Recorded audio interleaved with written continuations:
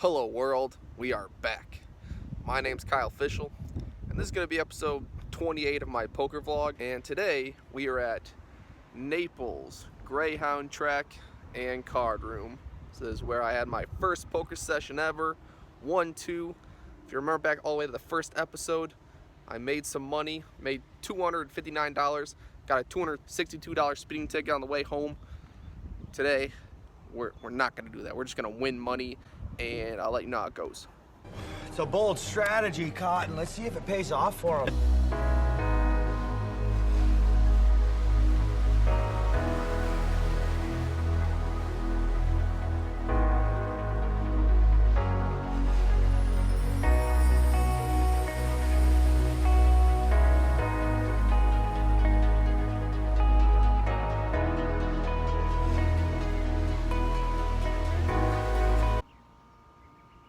Hi there. So, I thought I'd come out here to the racing area to explain that I recently got my pupils dilated, like right before I got here. I don't know if anyone can see any of that. I just thought it was funny because poker is a lot more difficult when you literally can't see anything. Looks like Peter LaFleur has actually blindfolded himself. Yeah, he will not be able to see very well, Cotton. It's a lot of interesting hands, so we're going to get right into it. The opponent that I'm going to talk about this first hand, he is the same opponent for probably 5 or 6 hands across the video, and I'm going to give a quick description of him. So he came from a broken table with probably $1,500 in his stack. That's a lot because at Naples, the max buy-in is $500. I just sit down. Most people at the table have $400 or $500. He has $1,500. So he's clearly, he has a big stack. He has the ability to bully people, but not me. And this player is very, very aggressive. He's, based on the few hands that I've seen until this, he bets a lot, puts people in difficult spots. He's not gonna scare me away. So the first interesting hand, with 2 limpers to me, I'm in middle position. I have ace-8 of spades, so pretty strong hand.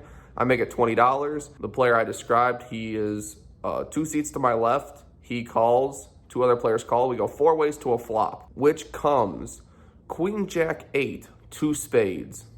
So that's a pretty strong board for my exact hand. Pretty phenomenal. When the 2 early position players check to me, I decide that there's no reason to bet here because the player on my left would do all the betting for me anyway if I wanted to build a pot, but I think an ace-high flush draw and a pair is good enough to just turn into check call mode for the time being. So I check, that player bets $35. Decent sized bet. When we're playing a little bit shorter with only $500 stacks, everything's a little bit bigger, I guess. So it's a percentage of my stack bet there, but I'm not really ever gonna go anywhere. I'm looking for my flush. 2 players fold to me, I call. Turn is a 10. Not really a bad card because now a king would also give me a straight. I mean, a 9 gives a 4-liner, but that doesn't really scare me because I'm still drawing to the nuts. So I check it to him. He checks this time. Cool, free card. Hope it's a spade. It is not. The river is a red ace, which is a pretty good card actually. And now it's time to just do the check call mode. I think he's gonna bet with a lot of bluffs and we're just gonna pick it off here. I check. He bets $60. I pretty quickly call, maybe even before he gets his chips in the middle, and he shows 8-4 offsuit. Oh, my sweet Jesus. That's rad. Okay. Either way, I think that bet on the river, I don't think you can ever have a 9 there because a 9 is still losing to a king with the 4-liner on board, and a king, I don't know if it bets that much. I don't know if it takes the line he particularly takes. I don't know what king he has besides exactly king-queen that would play that way. And I river 2 pair. I think I'm good. He's pretty aggressive, so I'm happy with it. All right, so the next interesting hand, with 5 limpers to me, I'm on the small blind with pocket 5s. No reason to really raise here. We'll go set mining. I just call. Big blind checks. The flop is 4 deuce deuce. Yes, we somehow have an overpair with pocket 5s. So I'm going to lead right out in the field, try to clear it out, and try to figure out where I'm at. So I bet $20. The big blind calls, who is a elderly Caucasian male. Don't really think he ever is messing around, ever. Everyone else folds, and I'm prepared to just shut down. I think he just has a 2 all day. He's in the big blind, and he checked, so I'm pretty much ready to give up. Well, the turn is another 2. Now, I think that I can go into check call mode pretty easily. Like, I think that there's a lot of times where he just has a 4 that he would overvalue at this point. I think he would call a 4 and then just play it because he has a pair of 4s. So I check, he bets $20. You know, small bet, easy call. A river is an 8 of spades. Not necessarily a bad card. I don't know what would be a bad card, but I check it to him and he bets $35. Now, at this point, a decision needs to be made. Do you want to know what it is? This is your last chance. After this, there is no turning back. You take the blue pill, the story ends. You wake up in your bed and believe whatever you want to believe. You take the red pill, you stay in Wonderland, and I show you how deep the rabbit hole goes.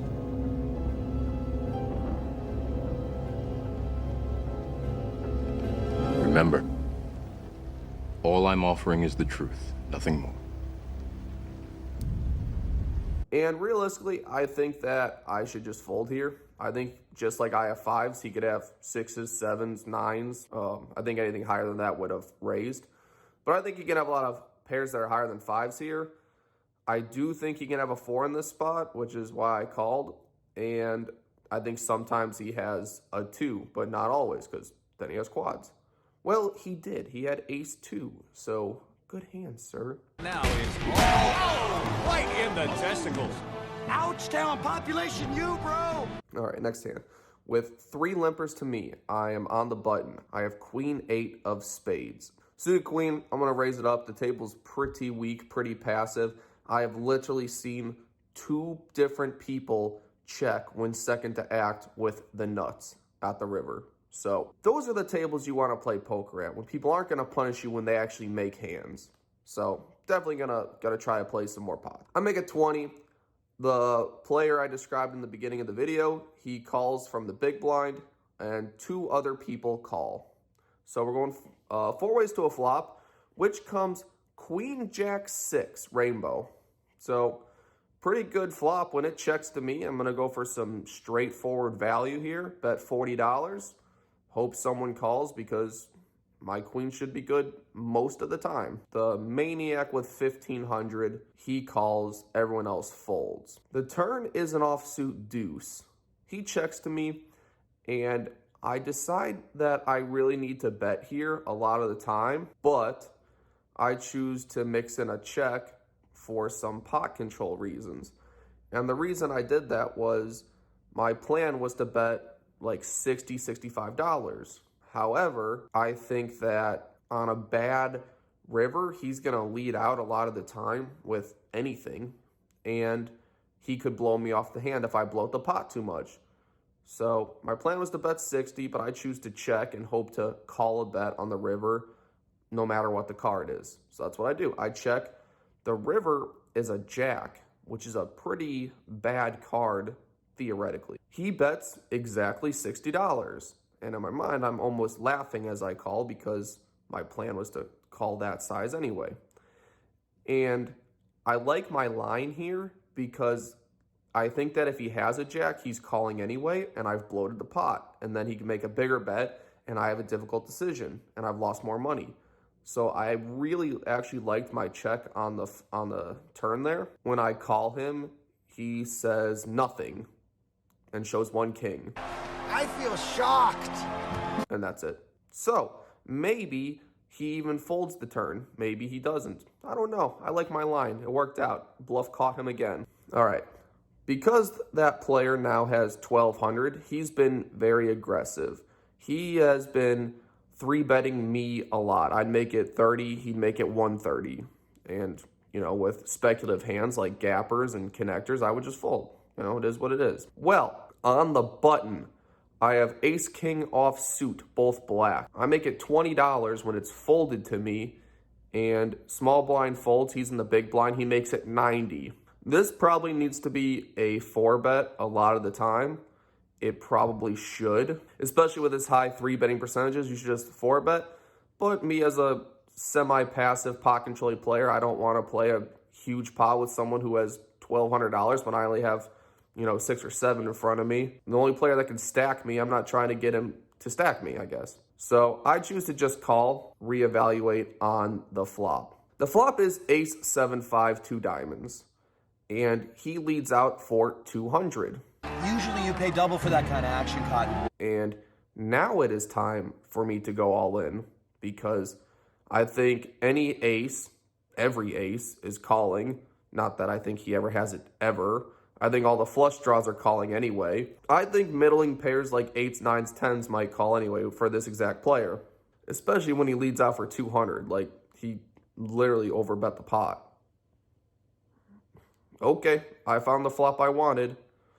And he thinks for a while and then mutters some stuff before folding. And everyone at the table didn't believe he had anything and believed I should have just called and let him keep firing away. Which maybe I should have, but it is what it is. All right, so this same player, he's been beaten up by me and he's been beaten up by several other people at the table.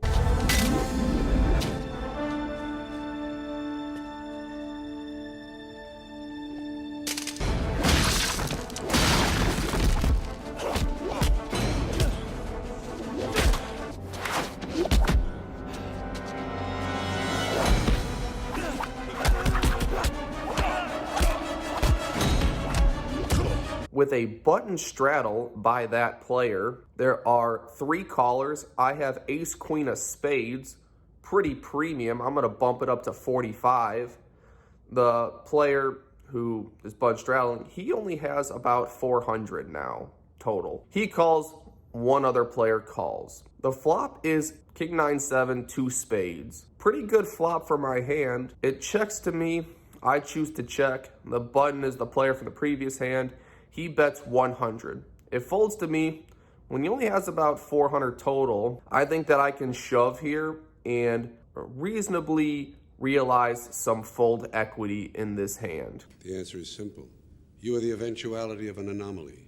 You are inexorably seeking a sedulant probability. Sedulant. Grotesquerie? No. What about contingent affirmation?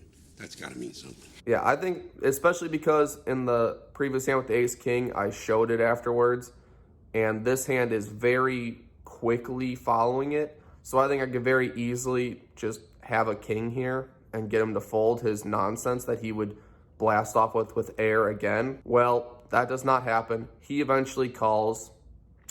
Not exactly what I was looking for. The turn is an ace. Pretty much what I'm looking for. I show my cards at that point, and in case that wasn't good, the river is the 3 of spades. Believe it. It's just not believable, Cotton. So we get there twice, and he actually shows a king. So he did have something, and I got there. Oh, is he gonna feel that tomorrow or what, Cotton? Right in his beak. Okay, so after I stack that player, he rebuys for 300 and tilts it off again. And he has about $85 in front of him. With 4 limpers to me, I look down at ace queen of hearts. And my plan is to bet 25. He'll shove for about 80, 85, somewhere around there. And it'll fold around and I'll just call it off with ace queen of hearts. So I make it 25. He does not. He just calls.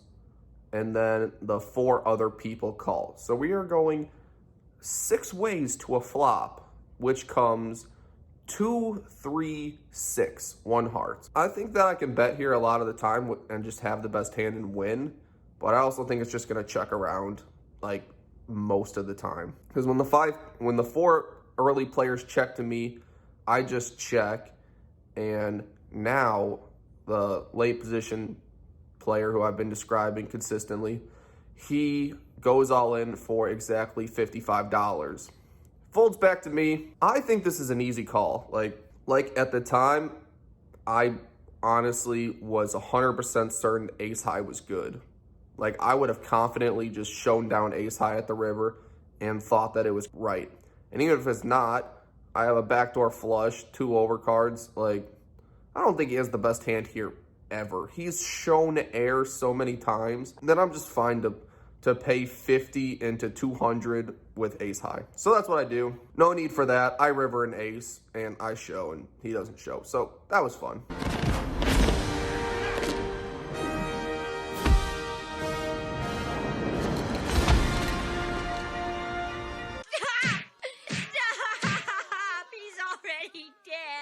All right, so the next two hands happened one after another, and I think that the dynamic between them correlates to what happened.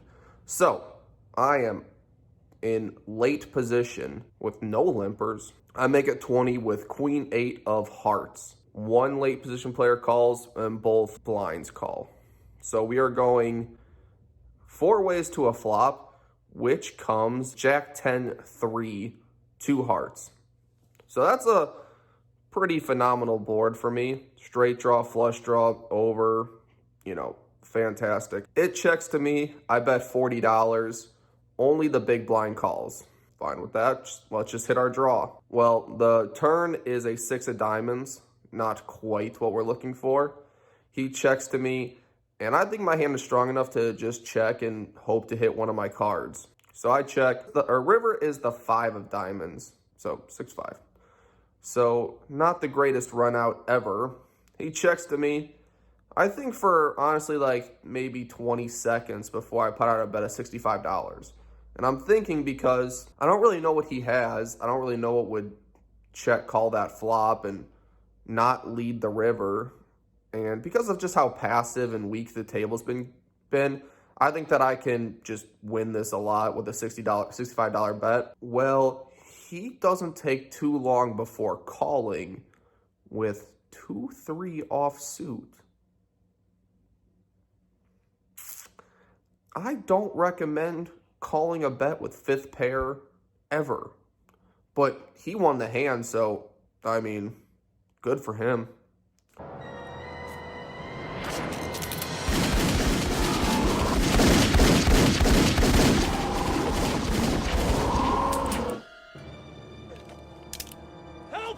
So I'm thinking about leaving after that one because that one was odd and I had to rethink life. Until the final hand of the night. With a button straddle, there are 2 callers. I look down at pocket queens. Yes, pocket queens. If you've watched this vlog for a while, my last few sessions have gone pretty bad when my last hand is pocket queens. So I'm already not feeling too great about this. Either way, 2 limpers, button straddle, I make it 45. And because the last hand happened right after this, like the direct next hand I had pocket queens, I think that I can credibly rep a tilting image at this point where no one's going to believe I have a hand. Well, it folds to the small blind who makes it 145 with probably a 5. He makes it 145 with exactly $300 behind. Folds to me, and I'm sitting there like... This sport doesn't build character, it reveals it. F&A, Cotton, F&A! Queens are my nemesis. Like, what do you do with them? Well, I'm not going to compile mistakes like I have in the past. I'm just going to get it all in pre-flop because I think he's 100% just making a move based on the results of the previous hand. I should have the best hand always. And if you have kings or aces, man, it's just time for me to go and never play queens again. So I take probably a minute before I shove all in. And he snap calls like... Oh my God! Inhuman reactions! And I'm just like, okay, I guess I ran into it. That sucks. And I just show... And he very confidently turns over ace 4 offsuit.